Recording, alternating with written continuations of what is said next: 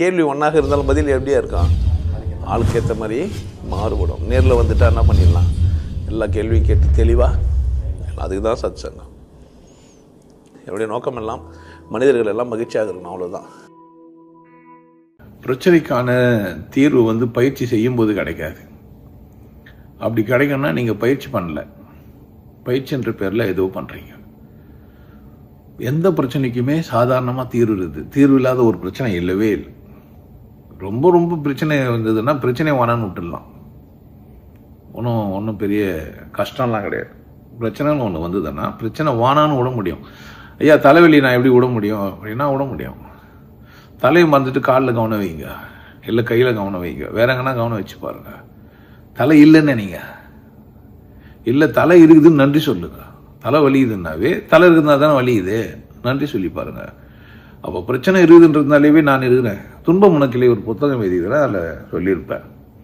எனக்கு பிரச்சனை இருக்கிறதுனால தான் நான் இருக்கிறேன்னே எனக்கு தெரியுது. எனக்கு எந்த பிரச்சனையும் இல்லைன்னா நான் இல்லவே இல்லை.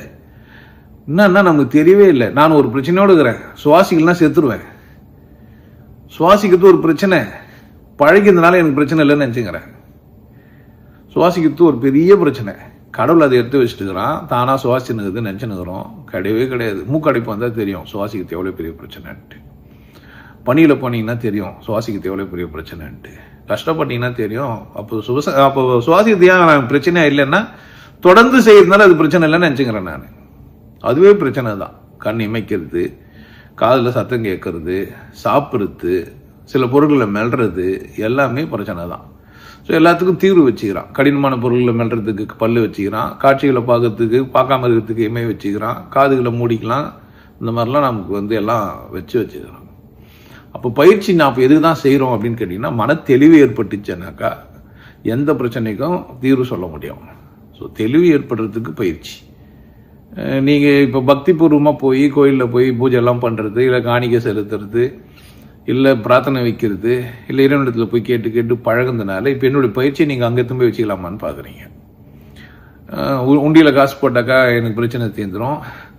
இல்லை கோயிலில் போய் நான் பர்சன்டேஜ் பேசினா பெருமாளே உனக்கு நான் இவ்வளோ பர்சன்டேஜ் தரேன், பிஸ்னஸில் சக்ஸஸ் ஆகணுன்ற மாதிரி இப்போ மணியை 3 வாட்டி விட்டுனா 4 வாட்டி விட்டுனா பிரச்சனை தீர்ந்துருமான்னா பிரச்சனைலாம் தீராது. கைவலிலாம் சுவாசம் பண்ணுறதுனால நீங்கள் பிரச்சனையை நினச்சினுக்கிறதுனால பயிற்சியும் சரியாக செய்ய மாட்டீங்க. எல்லாத்தையும் மறந்துட்டு மணி உருட்டும் போது மணி மட்டும் உருட்டுங்க. நான் எப்படி சொல்லணும் அப்படி, வேறு எதையும் யோசிக்காதீங்க. பிரச்சனையெல்லாம் தானாக சரியாயிடும். மணி உருட்டுறதுனால இல்லை, அது வந்த பிரச்சனைக்கு போகவும் தெரியும். அதிகபட்சமாக நம்ம போகிறோம். ஒரு மிகப்பெரிய பிரச்சனை ஒன்று வரப்போகுது, இல்லை இது வர ஒன்று வரப்போகுது. இந்த உலகத்தை விட்டுட்டு போகிறோம். விட்டுட்டு தானே போகிறோம். என்ன எடுத்து நான் போகிறேன், சந்தோஷமாக இருங்க. ஏன் பிரச்சனையோட இருக்கிறீங்க? பிரச்சனையை ஓரம் வச்சுட்டு பாருங்கள். அது பிரச்சனைன்னு சொல்லாதீங்க, விளையாடுங்க. வாழ்க்கையில் ஒவ்வொரு பிரச்சனையும் விளையாடுறதுக்கான சந்தர்ப்பம். நீங்கள் கொண்டாட்டமாக இருக்கிறதுக்கான சூழ்நிலை தான் உங்கள் பிரச்சனை. நீங்கள் ஏழ்மையாக இருக்கிறீங்கன்னா வசதியாக போகிறீங்க, வசதியாக ஆகிறதுக்காக ஏழ்மையாக இருக்கிறீங்க. நல்லது தானே, இன்னும் வசதியாக ஆகலாம் தானே. ஒன்று நீங்கள் பிரச்சனையாக நினைக்கும் போது தான் நீங்கள் இன்னும் கம்ஃபர்டபுளாக தேடுவீங்க. வேர்வை ஒரு பிரச்சனைன்றதுனால கட்சி வச்சுக்கிறோம், இல்லை டிஷ்யூ பேப்பர் வச்சுக்கிறோம். தாகம் ஒரு பிரச்சனைன்றதுனால தண்ணி குடிக்கிறோம், இல்லை பாட்டில் வச்சு திரிகிறோம். நடக்கிறதுக்கு கால் வலிக்கும், அது பிரச்சனைன்றதுனால காரு, பைக்கு, ஸ்கூட்ரு, ஃப்ளைட் எல்லாம் வச்சுக்கிறோம்.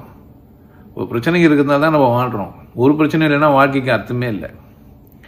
அதனால் பிரச்சனைக்கு தீர்வுக்கு தானே, பிரச்சனைக்கு தீர்வு தான் வாழ்க்கைன்னு வரோம். ரொம்ப நாள் உட்கார முடியாததுனால சோபா மாதிரி மெத்துன்னு போட்டு உட்காந்துக்கணும். நான் பேசினா எல்லாருக்கும் கேட்காதுன்றதுனால டிவைஸ்லாம் வச்சுன்னுக்குறோம். இதெல்லாம் பிரச்சனைக்கு தானே. பிரச்சனைகளை சந்திக்கிறது தான் வரும். இன்னும் பிரச்சனை இருக்குதான்னு பாருங்கள். நம்மக்கிட்ட வேறு எதனா பிரச்சனை இருக்குதான்னு பார்த்துட்டு இன்னும் வளர பாருங்கள். விட்டு மணி விட்டுறதால பிரச்சனை தீருமானா சத்தியமாக தீர வாய்ப்பே இல்லை. ஏன்னா பிரச்சனை வளரக்கூட வாய்ப்பு இருக்குது. ஆமாம், யாரோ கதவு தட்டுறாங்க, திறக்கா மணி விட்டுனீங்கன்னா தானே திறந்துக்குமா என்ன? ஏந்து போய் திறக்கணும். ஸோ செயல்படுங்க, செயல்பட்டால் வெற்றி அடையலாம். உங்களுக்கு எல்லாருக்கும் ஒரு விஷயம் சொல்றேன். ஆனந்த வாழ்வு அப்படின்ற ஒரு கோர்ஸ் யூடியூப்ல போட்டு வச்சுக்கோங்க. Happy life course. நீங்க மெம்பர் ஆனீங்கன்னா ஆனந்த வாழ்வு கோர்ஸ் நேரடியா நீங்க யூடியூப்ல பார்க்கலாம். ஃபேமிலியா டிவில போட்டு என்ன பண்ணலாம், எல்லாரும் ஃபேமிலியா போட்டு பார்க்கலாம். ஒருத்தர் தான் சப்ஸ்கிரைப் பண்ணீங்க, 5 பேர் 6 பேர் என்ன பண்ணலாம், நீங்க அதை பார்க்கலாம். வாய்ப்பு பயன்படுத்திக்கப்பா. இறைவை உணர்வோம், இன்பத்தில் கழிப்போம். குருசில யோகய நாடு உன்னை நீ கொண்டாடு. கொண்டாட்டம் உனது பிறப்புரிமை. மனம் மறப்போம், மனிதம் வளர்ப்போம். நல்லா இருங்க, சிறப்பாக இருங்க, கொண்டாட்டமாக இருங்க. உங்களை நீங்கள் மதிப்பு மிகுந்தவராக மாற்றுறது உங்கள் கையில் தான் இருக்குது. நல்லா இருக்கு. நான் ஒரு வாய்ப்பு என்னை பயன்படுத்திக்கலாம். நல்லது.